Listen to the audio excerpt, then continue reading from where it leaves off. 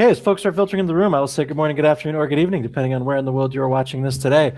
Thanks so much for joining us. I've got with me Matthew Schwab, CEO of Stallion Uranium, to discuss both recent news and also what's on for 2026 with the stock. Matthew, good to see you again. Hope you had a good break. Good morning, Romeo. It's always a pleasure. Thanks for having me back today. Yeah, looking forward to chatting about recent news. So here's how today's going to work for the folks in the room. First, I've got a couple questions for Matthew, just based on recent news, but this is an interactive event. So if you do have any quick questions, please feel free to ask using the chat button on the bottom right of the screen. We're targeting about 15, 20 minutes for today's event. So if you got questions, try and get them in early, just to make sure we can get to them. But of course, if you think of the perfect question to ask right after the event ends, as I often do, please do still send them in. I'll make sure the Stallion team gets them and we'll get back to you at their earliest convenience. Only other boring thing for me before we get into the good stuff, today is being recorded, and it will be available at about 1 p.m. Eastern. It'll pop right in your inbox, but also be available on Six's YouTube channel. But let's get right to the protein. So Matthew, the press release, your most recent one, emphasizes the structural complexity observed in the conductors with lateral and vertical offsets interpreted as potential trap sites. So can you walk us through why this complexity is a positive indicator for uranium deposition rather than a complication? Well, when I explain the process of building up uranium exploration targets, my favorite part is saying that the more chaos we see, the more potential there is. The reason for that is plainly fluid flow and fluid interaction. So the Athabasca Basin is the perfect mixing pot for uranium mineralization, mostly because of the unconformity between the sandstone and the Precambrian basement rocks. So when you combine that fluid pathway with an intersection of multi-directional faults, which are also fluid pathways, it vastly increases your chances of having a uranium-rich solution interacting with a reducing environment and causing significant uranium mineralization. So it's definitely a good thing for us. Okay, no, awesome, appreciate it. Whenever you see complexity or complication, I just wanted to clarify, but it sounds like good news, so helpful for folks in the room. The other thing that I wanted to just get a bit of clarity on, this is as a layman speaking. So you mentioned the conductors sit within a broader gravity low anomaly. So for folks who might not be familiar with geophysical terminology, myself included, I'd love if you could tell me what that correlation tells you about what's going on underground at Coyote right now. Absolutely. So when the hydrothermal process and chemical reactions take place, as a uranium-rich solution reacts with a reducing atmosphere, the surrounding country rock is significantly altered in two primary ways. The first is sandstone dissolution, meaning that the competent rock is broken down into loose sand. The second is clay alteration, where the rock is completely changed into soft clay minerals. Both of these result in a strong density contrast between the altered area and the surrounding rocks, and we can identify that by employing a gravity survey. So this is really one of the primary surveys that we use to evaluate uranium exploration targets. Okay, great. No, helpful. It's like I said, I see words in a press release. I'm like, I should ask. I don't know what that is. Speaking of, I know the SWML survey used overlapping transmitter loops and Abitibi's proprietary Armit TDEM system. How does this level of resolution change your confidence? Just looking for your take here in drill targeting compared to what you had before the survey began. So in the process of continually de-risking our targets, optimizing our exploration budgets, we're always looking for more information. And Coyote has no previous drilling data, so we want as much information as possible. Knowing that, we need a graphitic conductor to provide the reducing atmosphere needed for uranium mineralization in the Athabasca Basin. So moving into an aggressive drilling program, we want to know exactly where those conductors are and where they dissipate as well. Having that additional data gives us further confidence in our targets and should also help us build up our understanding of the geology and the area as we move forward with more aggressive exploration. Yeah, great. One thing in the Jan 5 announcement, you mentioned that base drilling is fully mobilized and drilling was expected to commence shortly. Now, I've been in mining just long enough to know that shortly can mean a variety of things depending on the press release. So I'd love if you could just give us an update on whether drilling started, and if so, what the initial program is going to look like in terms of both meter and holes. Honestly, at the moment, we're being held back by weather. Our crews have mobilized, but irregularly warm weather is hindering our progress. We had +4 this week and pouring rain in northern Saskatchewan, so it's not helping.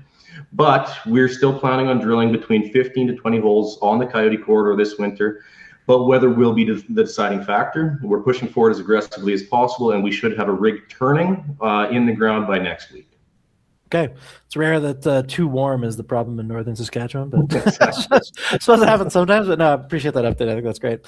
No worries. With the precision targeting data from the SWML survey now in hand for the company, and drilling operations imminent from the sounds of it, what does a successful outcome look like for the winter program? So, for the folks in the room, what key indicators are you going to be watching for to say that this is what Stallion needed, this is what you're looking for? For sure. So as I mentioned before, we don't have any downhole information at Coyote.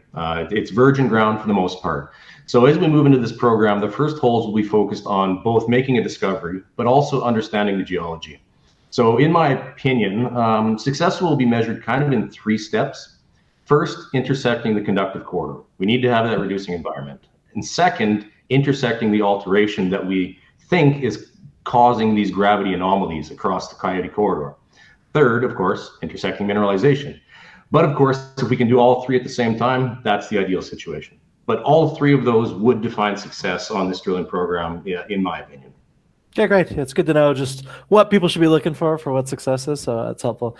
And I know that you've now mobilized the airborne VTEM survey over Stone Island. On that case, what are you hoping to find, and how does Stone Island compare to Coyote in terms of both, we'll call it your priority, but also geological potential? Well, Stone Island is a key part of the larger focus of the company. Yes, we're initially focused on Coyote, but we hold one of the largest land packages in the Athabasca Basin, a land package that is nearly untouched by exploration. So we're also focused on progressing additional targets to having a point of drill readiness. Stone Island in particular covers the shallowest part of our land package, ranging from the unconformity on surface to a depth of about 200 meters. So this really gives us the opportunity to continue exploring as efficiently as possible while maximizing our chances of discovery. Okay, no, that's helpful.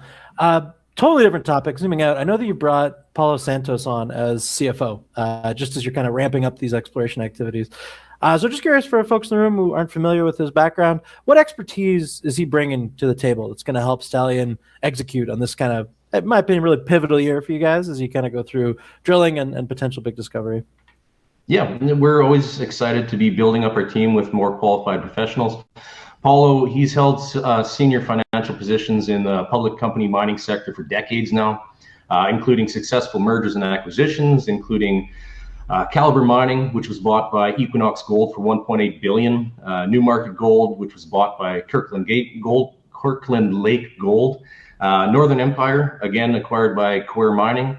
So he brings a wealth of experience in financial oversight and governance, and we're excited to have him as part of the team as we move forward into a very aggressive year. So, okay, great. And I know you got a busy schedule this month. Not that you don't have a busy schedule every month, but I know you're presenting at Emerging Growth and you're attending VRIC. We're back into conference season, Christmas formally over. As you head into these events, so you got the fresh geophysical data, active drilling. What are you going to be telling investors, the community generally, about where Stallion stands in the discovery cycle? You know, over the past year, our team has honestly worked tirelessly to ensure that we could move forward aggressively with exploration to progress our company to a new discovery. So, you know, we're now fully funded. We've got $22 million in the treasury right now after an aggressive 8 months of financing. We've mobilized and we're ready to start drilling at Coyote imminently, again, hopefully by next week. And we're not just progressing with Coyote, but multiple tier 1 targets simultaneously. So we're going to be doing geophysical surveying over other targets, not just Stone Island.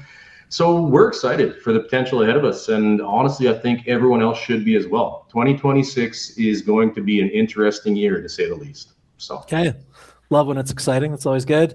We got 2 questions from the audience. One we've already just tackled, but I think worth going over again, and one that'll take a bit of crystal ball gazing, so I'm warning you in advance. Sure. But the first one, we just covered it, but always worth reiterating. Barry asked, are you funded through to the summer? Honestly, if we don't even raise money for the next 12 months, we're fully funded for the next year and a half. Oh, wow. Okay, great. So I always love when it's an easy answer. Then Wesley, this is the tougher question, and feel free to answer just to the best of your abilities. He wants to know what your uranium spot price target is for 2026. So end of 2026, I would say $150.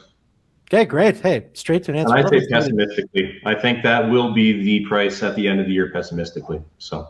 Yeah, you heard it here first, folks. Appreciate it very much. Like I said, if you do think of the perfect question to ask right after, please do send it through.